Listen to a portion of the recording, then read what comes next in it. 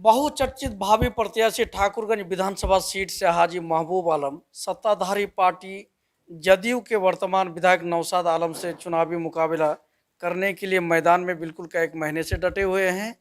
लेकिन ऐसी स्थिति में क्या लग रहा है कि चुनावी माहौल में या चुनावी मैदान में ऐसे मजबूत एमएलए रूलिंग पार्टी के नौशाद आलम साहिब से एमआईएम पार्टी के हाजी महबूब आलम साहब टक्कर दे पाएंगे।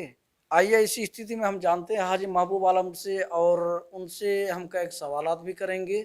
वहाँ का बिल्कुल जायज़ा क्या है और वर्तमान स्थिति क्या है, ज़मीनी हकीकत क्या हो सकती है, महबूब आलम साहब की क्या तैयारी है, इन तमाम चीज़ों पर आज हम जो है डिस्कस करने जा रहे हैं और जानते हैं हाजी महबूब साहब से कि उनकी क्या ऐसी मजबूती है, क्या एजेंडे हैं और किस एजेंडों को, किस मुद्दों को सामने रखेंगे चुनावी माहौल में। तो कुछ ऐसी ही अहम बातों को लेकर हम जुड़ रहे हैं हाजी महबूब साहब से, आप दर्शकों को सारी चीज़ों के बारे में जानकारी देने के लिए।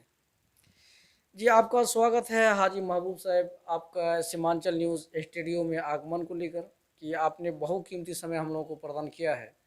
लेकिन आज हम लोग जानना चाहेंगे आगामी बिहार विधानसभा चुनाव के बारे में कुछ अहम बातें आपसे भी, कि वहाँ पर आपके बारे में हमको जो जानकारी प्राप्त हुई कि हाजी महबूब साहब यहाँ पर जो है कई महीने से मैदान में डटे हुए हैं, लोगों की खिदमत में हाजिर हैं और जिस प्रकार के भी खिदमत हों, सेवाएं हों, आपके ज़रिए से उपलब्ध कराई जा रही है।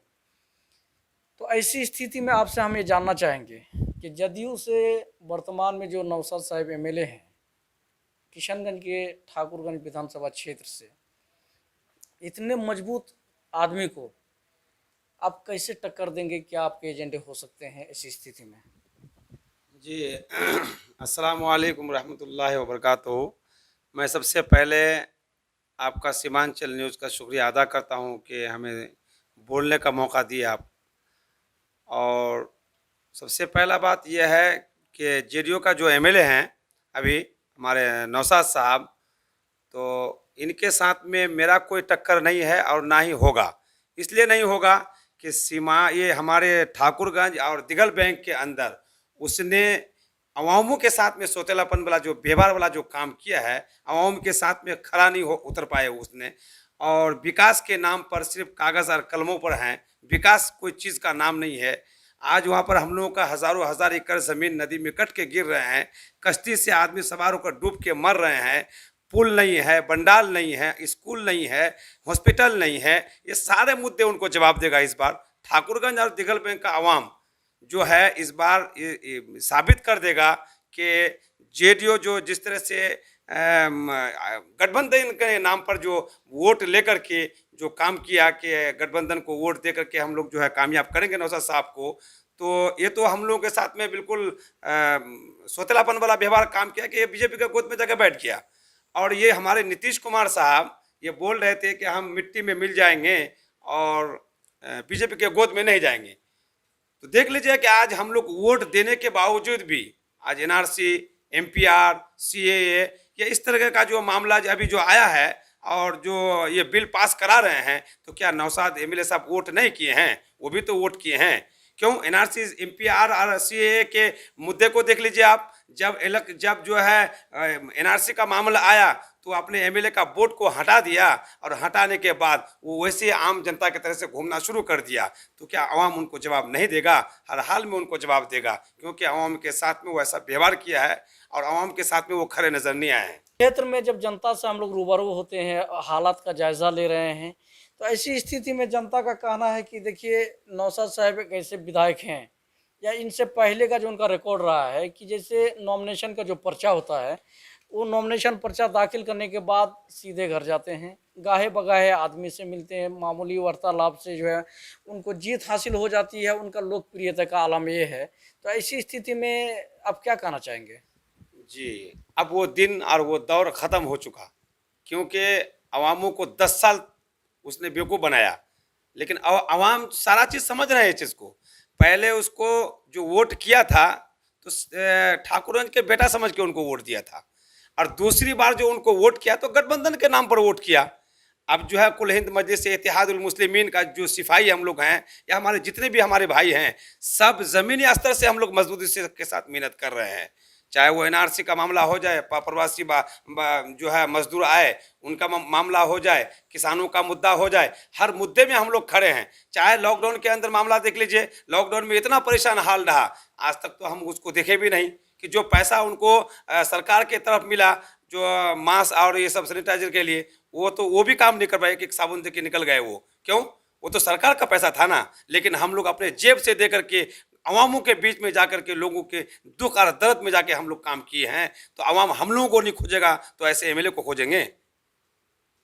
देखिए सर, ये चुनावी दंगल है और चुनावी दंगल में बहुत सारे मतलब जो है हरबे इस्तेमाल किए जाते हैं अपनी जीत को दर्ज कराने के लिए। नहीं, कोई इशू नहीं है इसमें। यहाँ पर 75-70% मुस्लिम आबादी है और मुसलमान उनको वोट देते हैं। हमारे कुछ हिंदू भाई है वो भी वोट देते हैं, ऐसा कोई बात नहीं है। हम लोग हिंदू मुस्लिम करने वाले में नहीं हैं, लेकिन हम लोगों का ज़्यादा हक है कि ज़्यादा तादाद में हम लोग उनको वोट देते हैं हम लोग, और वोट दे के हम लोग यहाँ का जो है एमएलए को हम लोग निकालते हैं। हमारे आदिवासी भाई है उनको अपना हक नहीं दिया आज तक, और हमारे हिंदू भाई हैं उनको भी अपना हक नहीं मिला, मुसलमान भाई है उनको भी अपना हक नहीं मिला।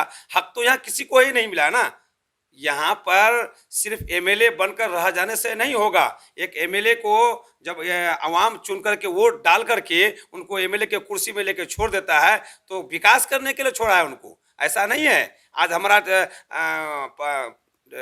बारामणी देख लीजिए, भ्रंगतारी बस्ता देख लीजिए आप, वहाँ अगर कोई एक मरीज अगर हो जाए, अगर 85 किलोमीटर दूर चल के किशनगंज आना पड़ता है। एक पुल आज तक उसने नहीं किया, लोगों को आश्वासन देने का काम किया है। आज तक एक तो वहाँ पर हॉस्पिटल नहीं हुआ है। आज 2 प्रखंड में एक तो बढ़िया हॉस्पिटल नहीं है जो है हमारे गरीब भाई वहाँ पर जो है इलाज करके वहाँ से निकल सके। क्योंकि हमारे गरीबों के साथ में जो व्यवहार किया है उसने, कि आधी रास्ते में पेट अगर दर्द हो जाए और डॉक्टरों के पास बोले कि भाई गाड़ी में बैठो और चलो किशनगंज या इस्लामपुर या सिलीगुड़ी लेकर चलो, तो आधे रास्ते में वो अपने दम को तोड़ देते हैं। तो क्या आवाम उनको छोड़ देगा? इस बार उनके साथ में हम लोग मिलके हैं, किसानों के साथ हम लोग मिलके हैं, हर व्यक्ति के साथ हम लोग मिलके कुल हिंद मजलिस इत्तेहादुल मुस्लिमीन। आज हमारे बैरिस्टर असदुद्दीन ओवैसी साहब अब बराबरी की बात कर रहे हैं, ये छोटे बड़े की बात नहीं कर रहे हैं। अब हम लोगों को बराबरी के हक चाहिए। आप आज हमारे बिहार सदर जनाब अख्तरुल ईमान साहब जो पूरे बिहार के अंदर कुल हिंद मजलिस इत्तेहादुल मुस्लिमीन का जो झंडा लेके गली गली में घूम रहे हैं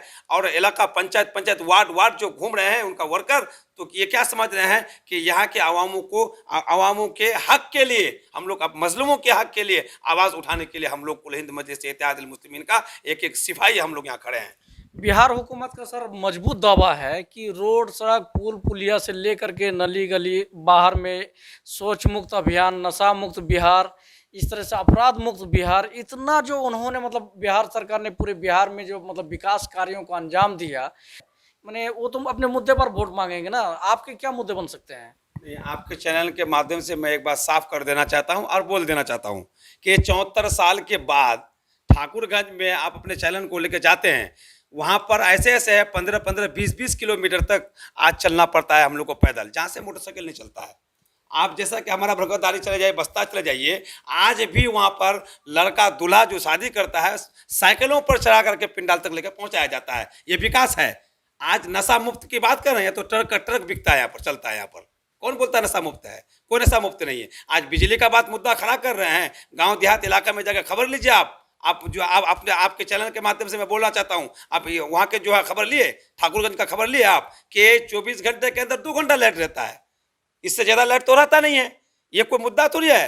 वो तो बिजली का मामला हो गया, रोड का मामला हो गया। एक तो बंडल हमको गिरा के दिखा दे, ठाकुरगंज से लेकर दिगलबंद तक एक भी बंडल नहीं है जो हजारों हजार एकड़ जमीन जो कट के नीचे गिरा है, कोई दिया है आज तक? एक तो बंडल हुआ है? नहीं हुआ है। कौवा बेटा सत कौवा की तरफ चले जाइए आप, 10 मिनट की रास्ता है, लेकिन आपको 4 चक्का तो छोड़िए, आपको मोटरसाइकिल से 2 घंटा होकर सत कौवा पार जाना पड़ेगा आपको। आप जैसे नेपाल के बॉर्डर में है, आप जैसे कि नेपाल के बॉर्डर में एक तो गाँव है दल्ले गाँव का तो शिलान्यास कर दिया है। आपको मालूम है हमारे विधायक नौशाद साहब क्या कर रहे हैं? पीसीसी रोड का ढलाई कर लेते हैं और वो बोलता है कि ये एमएलए के फंड से हुआ है। ये झूठे मुट्ठे का ये जो सरकार है लोगों को बेवकूफ बनाने का काम कर रहा है। ये ऐसे चलने वाला नहीं है। ये झूठे वादे करते हैं, काम तो करते नहीं है। कागज और कलम पर लोगों को दिखाते हैं कि हमने ऐसा काम किया, हमने वैसा काम किया। एक हॉस्पिटल आपको गिना के दिखा दिए, प्राथमिक एक तो स्कूल दिखा दीजिए आप, कोई भी नहीं। यूनिवर्सिटी का मुद्दा अटका हुआ है, का है उनका, सरकार यहाँ भी है और दिल्ली में भी है। हमारा फंड क्यों रोका? यूनिवर्सिटी क्यों नहीं बना? यहाँ के बच्चे नहीं पढ़ेंगे, यहाँ के बच्चे नहीं पढ़ेंगे, यहाँ के बच्चे को जाहिल छोड़ देंगे, यहाँ के बच्चा को तालीम याफ्ता नहीं चाहिए, हमारे बच्चा डीएम एसपी और जो कलेक्टर नहीं बने। इन लोगों की दोहरी नीति है। ये लोग जो है सीमांचल बिहार के अंदर विकास नहीं चाहता है। हमारे सीमांचल पूरे बिहार के अंदर किसी को भी आज तक सही हक नहीं मिला है। कहाँ हक मिला है हम तो नहीं जानते। हमारी उम्र 45 साल उम्र हो चुका है, आज तक बिहार का विशेष दर्जा का जो मामला जो है बार बार बोल करके लोगों से वोट लेने का जो काम किया है, क्या बिहार के लोगों को विशेष दर्जा का मिला है? विशेष दर्जा का जो हक है वो मिला है? नहीं मिला है। सब झूठ है। एक एक झूठ का जवाब इस बार ठाकुरगंज नहीं पूरे बिहार की जनता देगा। इंशाल्लाह उनको सबक सिखाएगा और ऐसे ऐसे जो है मुख्यमंत्रियों को उनकी कुर्सियों से हटाने का जो है इस बार जनता काम करेगा। और एक चीज़ आपसे हम जानना चाहेंगे, क्या आपको अगर टिकट मिलती है, आप कामयाब होते हैं, तो ऐसी स्थिति में जैसे किशनगंज में चाय पत्ती की जो बात थी, चलिए इसका प्रोसेसिंग सेक्टर वगैरह मतलब यहाँ पर होने के नाते से कुछ हद तक जो चाय के किसान लोग हैं, ये लोग तो मतलब अपना काम कर रहे हैं, लेकिन आपका जो विधानसभा क्षेत्र ठाकुरगंज है उसमें खास करके देखिए अभी अनानास की खेती बहुत बड़े पैमाना पर होता है, लेकिन अनानास के कृषक के लिए सरकार की अभी तक कोई नीति नहीं हो पा रही है जो अनानास को बड़े पैमाना पर जो है इसका एक बाज़ार लगे, बिजनेस कर पाए, इसमें किसान लोगों को कुछ फ़ायदा हो। तो इस दिशा में अभी तक सरकार की कोई नीति शायद नहीं देखी जा रही है। और ये जो है आप अगर कामयाब होते हैं तो इस दिशा में आप क्या करेंगे पहल, और किसान लोगों को क्या मैसेज देना चाहते हैं आप? जी, आपने जो सवाल किए कि यहाँ के किसानों का जो मुद्दा है, जैसा कि अनारस हो गया, चाय पत्तियों का जो खेती या उपजाऊ होता है, हम लोग आज भी 300 रुपया, 350 रुपया के हिसाब से किलो के हिसाब से हम लोग खाना ये जो है चाय पत्ती खरीद के खा रहे हैं। लेकिन उपजाऊ हम लोग कर रहे हैं, लेकिन हम ही लोग उसको महंगाई दर पर खरीद के खाते हैं। तो यहाँ पर जो है ना कोई आज तक फैक्ट्री है, ना आज तक कोई फसल जो है सरकार को उसका कोई कीमत लगाया, इनका कोई सुविधा नहीं हुआ है। तो मैं तो ये बात साफ कर देना चाहता हूँ कि सरकार का कोई भी एक काम नहीं है जिसमें जो अभी किसान फांसी लटक कर मर रहे हैं, जहर पी के मर रहे हैं। और जो है यहाँ का जो बदहाली है, तो इस बदहाली को आज तक किसी एमएलए या कोई एमपी ने नहीं सुना। आज आप जानते हैं कि हमारे जो कांग्रेस के जो एमपी हैं, उसने जो हमारे जलाल भाई उसको फ़ोन किया तो इडियट करके गाली भी दिया उनको, और उनको बोला कि तुम बार बार लिख के दो, जब तक तुम्हारा काम नहीं होता है तब तक लिख के दो। तो ये कुल हिंद मजलिस से इत्तेहादुल मुस्लिमीन का जो ये पार्टी है, लिख के देने वाला या बोल कर करने वाला ये पार्टी नहीं है। ये डायरेक्ट खींच करके ला के काम करके दिखाने का काम इंशाल्लाह करेगा। और इस बार जो है अवाम के अंदर जागरूकता जो देख रहे हैं, युवा लड़काओं के अंदर जो हौसला देख रहे हैं, तो हम तो सोच रहे हैं कि अच्छे से अच्छे सीट लेकर के हम लोग इस बार अपने जो है काम करेंगे। और हमें अपने दिल से जो है ये खुशी भी हो रही है कि बिहार के अंदर हमारे बगैर कोई सरकार बना नहीं पाएंगे इंशाल्लाह, ये मेरा दावा है।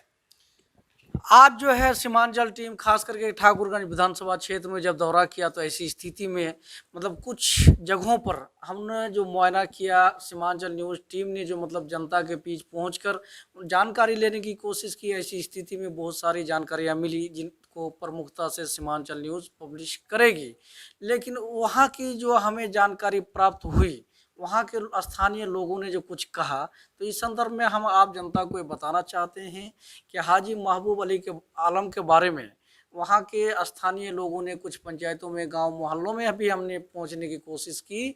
वहाँ के कुछ लोगों ने कहा कि एमआईएम पार्टी से हाजी महबूब यहाँ पर बहुत कद्दावर नेता माने जाते हैं, उनकी काफ़ी मकबूलियत देखी जा रही है। आखिर मकबूलियत का क्या वजह है? हाजी महबूब साहब का कौन सा ऐसा खिदमत है जो लोग इतना पसंद कर रहे हैं? तो इस दिशा में अब टिकट मिलना ना मिलना ये तो पार्टी तय करेगी। और महबूब के बारे में जो यहाँ के जनता ने जो जानकारी दी, इनकी मकबूलियत का क्या इतना असबाब रहा होगा जो लोग हाजी महबूब के बारे में बात करते देखे गए। बड़ी मुश्किल से हाजी महबूब साहब तक हमारे सीमांचल न्यूज़ की पहुंच हो पाई। उन्होंने अपनी कीमती समय मतलब हमारी टीम को देते हुए उन्होंने उन असबाब को कहा। तो आइए वो जो है लोगों की जो मकबूलियत की बात हम लोगों को सुनने को मिली है, तो इस दिशा में हाजी महबूब की खिदमत क्या रही है उस दिशा में आज हाजी महबूब से भी जानते हैं, जो हम इसको तो पब्लिश करेंगे। लेकिन वहाँ के स्थानीय लोगों का जो कहना था उस बात को भी सीमांचल न्यूज़ बड़ी प्रमुखता से बयान करेगी, पब्लिश करेगी। और अभी इस क्रम में जो आज हम बात करेंगे और सीधे आपको प्रसारण के माध्यम से दिखा रहे हैं और जानकारी देने का काम कर रहे हैं, इनकी खिदमत, इनकी मकबूलियत के वजह। आइए जानते हैं हाजी महबूब से इस बारे में। ये जो है हाजी साहब, आप ये चीज़ बताएं महबूब भाई कि ये जो है सीमांचल न्यूज़ टीम जब ठाकुरगंज विधानसभा क्षेत्र पहुंची, लोगों से जानकारी लेने की कोशिश की, तो हाजी महबूब आलम नाम हम लोग वहीं से सुने, जो वहाँ से कुछ लोगों से मिलने के बाद आपका संपर्क सूत्र यानी कांटेक्ट नंबर हम लोग को मिल पाया, जिससे कांटेक्ट के बिना पर आपसे मिल रहे हैं। तो ये आखिर आपकी क्या खिदमत है, क्या असबाब हैं जो अवामी सतह पर आपका नाम लोगों के जुबान पे हमने सुना, वहाँ पे क्या काम करते हैं आप, क्या खिदमत रहा आपका? जी, मेरा तो मैं आज नया नहीं हूँ, समाज सेवी जब से मैं अपने पैर में खड़ा हूँ तब से समाज सेवी का मैं काम करता हूँ। 2017 की जो बाढ़ है, उस बाढ़ के लिए एनजीओ से हुआ, अपने से हुआ, जहाँ तक हुआ, ट्रक भर भर करके अनाज भर भर करके, कपड़े लोगों के तन में नहीं थे, लोग बारिश से 2 दिन 3 दिन तक छतों के ऊपर बैठे बैठे रहे, उन लोगों को वहाँ से हटाए, उन लोगों को वहाँ पर राशन पानी का देने का हमने काम किए हैं। और जैसा कि हमारे मजदूर भाई बाहर से आए, उनकी खिदमत जो है हम पूरी तरह से किए। और उनके बाद जो है अपने जो है लॉकडाउन के दौरान में जो अचानक जो है पैसे बंद हो गए, बाहर से आना जाना सब बंद हो गया, तो वहाँ से मैसेज आया, ठाकुरगंज दिगल बैंक ही नहीं बल्कि पूरे चारों सीट के अंदर मैंने हर एक एक गरीब के घर में जाकर के लोगों के साथ में रहे और उनकी खिदमत को मैंने अंजाम दिया है। जो भी ज़रूरती सामान उनको लगा, जैसे कि अनाज हो गए, कपड़े हो गए, जो भी हुआ, मैं खड़े होकर के उन लोगों को मैं देने का काम किया हूँ समाज के लिए। तो समाज हमारे लिए नहीं होगा तो किन के लिए होगा? क्योंकि पहले राजनेता से पहले समाज सेवा है, और जो समाज सेवी अगर हो जाए तो फिर राजनेता बनना कोई बड़ी बात नहीं है, क्योंकि समाज का ही आदमी वोट दे करके एक एमएलए को बनाता है। तो हम पहले समाज सेवी थे, अब राजनीतिक में हम जब आ ही गए हैं तो लोग जो है हमसे गले मिल रहे हैं और बोल रहे हैं कि आप जो है एक बार जो है आइए और एमएलए के इसमें जो है रूप में आपको देखना चाहते हैं, बखुशी हम लोग आपको वोट करेंगे, आप जो है चाहे टिकट हो या नहीं हो। तो हम बोले कि मैं कुल हिंद मजलिस इत्तेहादुल मुस्लिमीन का एक अदना सा मैं एक सिपाही हूँ, क्योंकि आला कमान हम लोग का जो फैसला करता है उस फैसला का हम सम्मान करेंगे, और वो जो करेंगे उस पर जो है हम अपनी बातों को रखेंगे भी, और टिकट के लिए हम अपने बातों को रखे भी हैं। और ऐसा बात नहीं, अगर वो बोला कि नहीं आपसे आपको नहीं दिया जाएगा तो फिर हम कुल हिंद मजलिस इत्तेहादुल मुस्लिमीन के साथ खड़े रह करके वहाँ के सीट को निकालने का काम हम करेंगे। दर्शकों, सीमांचल न्यूज़ के तमाम दर्शकों को ये खबर हम करना चाहेंगे, सूचना देना चाहेंगे कि ये रहा हाफिज़ महबूब आलम की शख्सियत। आज हम उनसे जो है मुख्तलिफ़ सवालों के माध्यम से जानने की कोशिश की और लोगों के रुझान को जानने का कोशिश किया, लेकिन आप भी देख रहे हैं और सुन रहे हैं हाजी महबूब साहब को कि इनकी इखलास क्या है, लोगों के खिदमत करने में इनकी क्या दिलचस्पी है, इनका कहना है या इनका जो रुझान हमको जो समझ में आ रहा है, यहाँ से हम यही समझ पा रहे हैं कि अवामुन्नास की खिदमत इनके नस नस में बसा हुआ है। शायद इन्हें अवामुन्नास की खिदमत में ही सच्ची खुशी मिलती है और ये अपने वक्त को उन्हीं पर मुनहसर कर दिया है। बड़ी खुशी की बात है